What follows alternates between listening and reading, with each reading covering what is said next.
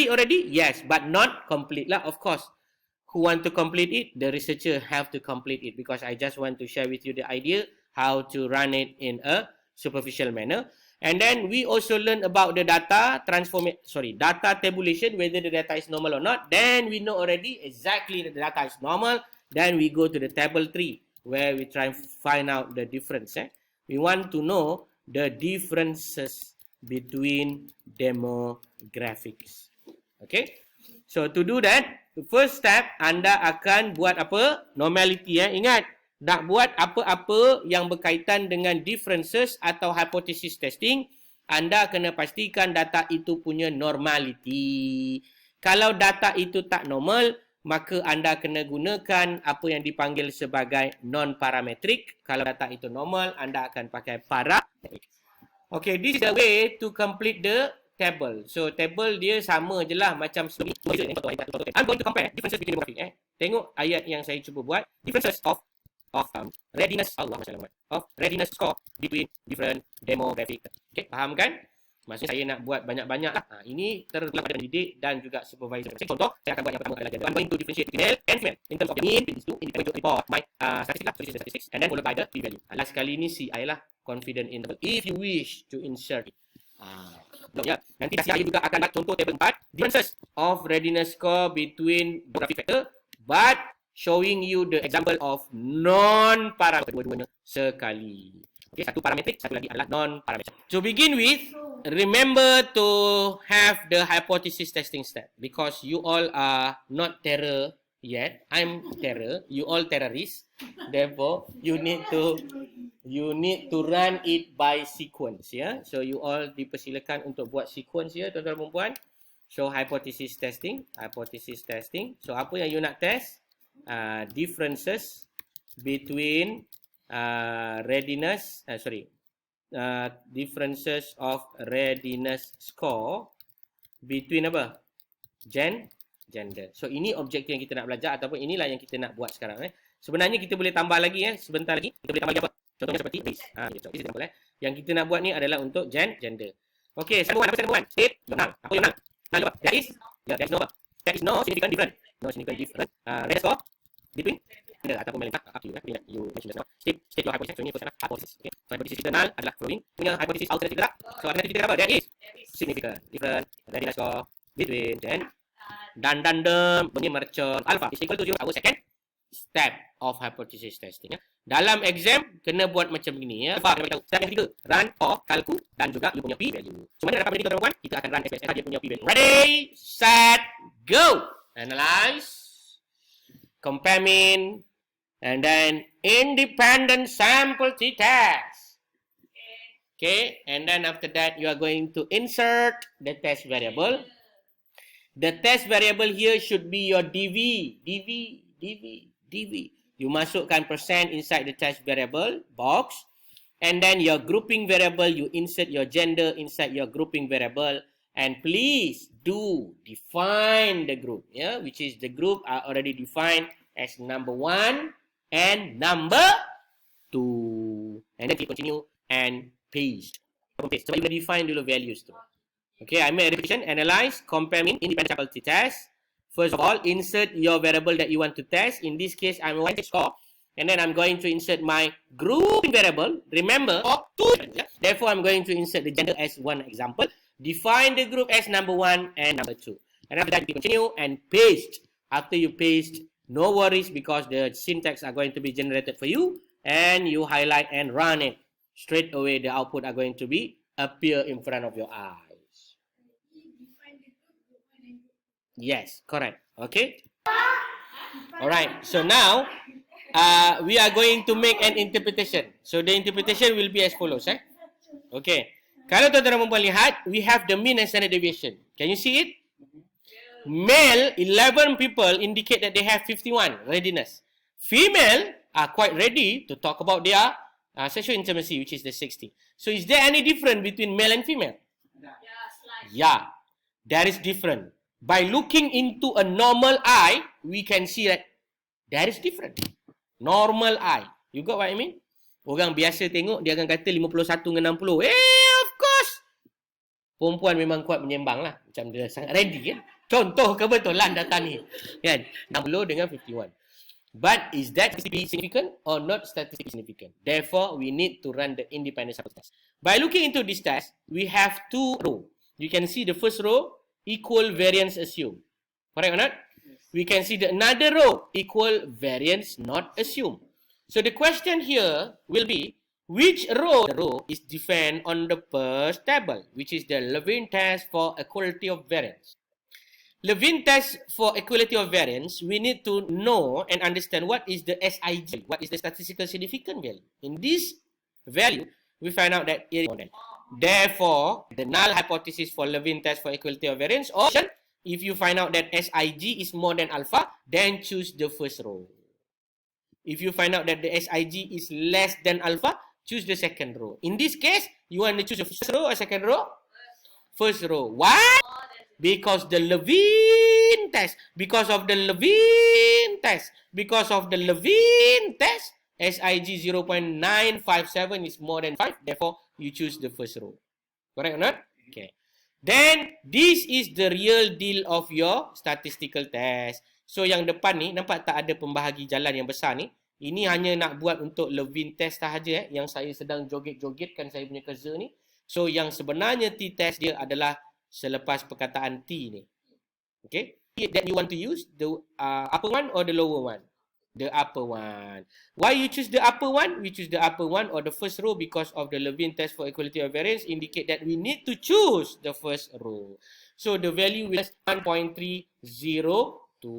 So, you might want to write it here. Minus 0.13. Betul? Sorry, 1302. Okay, 1.302. So this is the statistical value. Okay. So next, what is our p-value? So this is the p-value. What is the tail? Two tail is indicated here, which is the 0.204. So this is the p-value 0.204. Okay. So kalau kita tengok dekat kita punya kisah ni tadi, kalau you belajar balik yang kita write dekat dalam mana kita punya ni, ni tadi kat sini kan. Okay. Mana saya punya nota tadi? Oh, sorry. Nota saya kat sini. So what is our statistical value, ladies and gentlemen? Minus 1.302. What is the p-value? 0.204. Okay, understand? So now we want to make a decision. So we have two decisions. P less than alpha, the decision will be reject null. And then we have another option which is P more than alpha, then we fail to reject null. So which one that your decision is much more favor? Reject null of the answer will be, you look at the P. 0.20 itu tak tepat adalah more than alpha. Therefore, we fail to reject the null. Apa Thomas? So in this case, we choose this one. Yeah, we choose this one. So our p-value is actually more than alpha. Betul tak betul? Because our decision is 0.4 actually more than. Therefore, we fail to reject the null. Fail to reject the null hypothesis. What will happen into our conclusion? What conclusion then? To conclusion, if we reject, we are got that is different. Then if we fail to null, our conclusion, that is nothing. Got that? No. So in this case, kita dah gagal menolak null. Ini null kan? Nak tolak, gagal menolak. Gagal menolak, tolak, gagal menolak. Null menolak. Nothing like that. Reject the null. Is remain there. That means there is no different. Okay, understand tak? Kan? Kita tak boleh nak reject null ni, nak reject tak boleh. Therefore, we are going to take. There is no different. So even though all of you or any one of you that did not learn statistics, you might want to speculate that the male is 51.04 and the female is slightly higher, readiness score 0.73, it is actually not happening in terms of the statistical nature. Why? It is not differ by statistics. Faham Maknanya walaupun dia menunjukkan nilai berbeza 51 dengan 60, tetapi dalam bab statistik dia tidak signifikan. There is no significant difference in terms of this variable. So kalau dalam kajian Sofia yang berkenaan ini diteruskan, maka layak untuk mengatakan bahawa kataan yang salah, mengelirukan dia. Okey, so oleh demikian tuan-tuan dan puan telah faham. Marilah kita buat balik kita punya ulang balik pertama that hypothesis of null gender it is a, and then the as for 0.0 group, and then you got, so what the value will be, you got 0.4, and then what is our decision? Our decision is we find out that the P to reject. When we fail to reject the null, then we make a conclusion there is no difference. Okay, so that's so you kena buat no significant difference of the score between L and of 0.5. So, and the rest of significant. Ini cara anda. Biasanya orang akan tulislah among female berapa dia min lah 6.7 S 23 S male lah 54 D berapa 3. Biasanya dia akan buat macam ni. Dia tak tulis perkataan, tulis macam ni. Okey, A for math. Siap. So my question just now is, what is the differences between the sexual experience? First of all, you need to understand how you name and code your variable. You name your code and variable for gender is 1 and 2. You code your variable for sexual experience no as 0 and 1 as yes. So by right, you cannot use the 1 and 2. In fact, you must use the 0 and 1. And therefore, to simplify the process, you can highlight and copy the previous syntax. But you must change the name of variables. What is the name of the variables? It is A7. The A7 should be indicated here.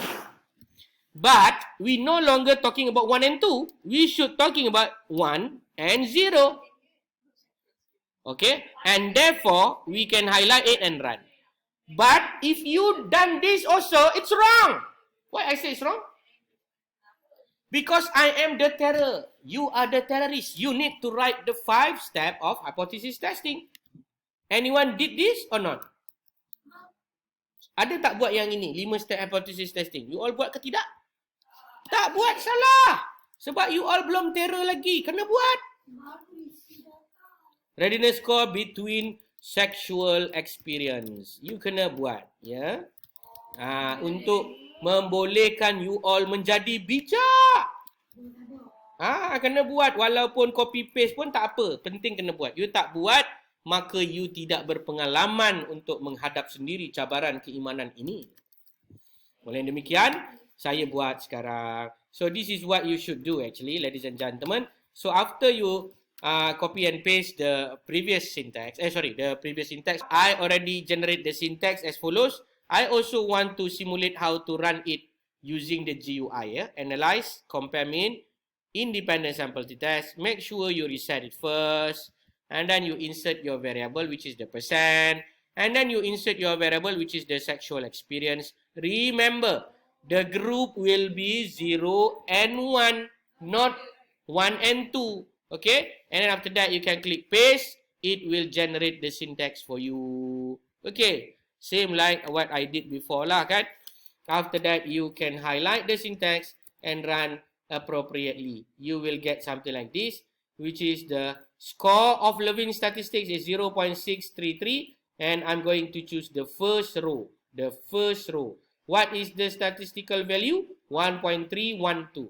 So I'm going to write somewhere around here. 1.312. What is the p-value? So the p-value is 0.200. So what is my decision? Reject null hypothesis or fail to reject null hypothesis? The answer will be fail to reject null hypothesis, and therefore there is no difference.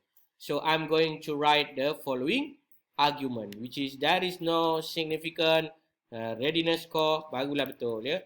Anda jangan suka shortcut ya, ladies and gentlemen. Anda dalam anda punya ujian anda akan ditolak banyak 9%. So make sure the statement is correct, and then you can copy and paste the value. What is the value? 1.9.